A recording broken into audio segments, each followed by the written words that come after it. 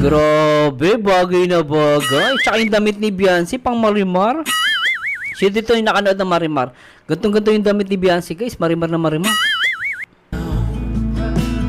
Oy. Sobra. Talaga, ano to? Nagde-date sila? Ayos to ah. Grabe tingin dun ni Beyonce. Para mag-jowa, guys, pa sa cellphone na po-post ko. No? Tinignan ko kasi, guys ah. Ay, pambihira. Nak ng pating, oh. Ay! Ah! Natutulog silang dalawa, guys, ah. Hindi nila alam, tulog yung dalawa. Okay, ha?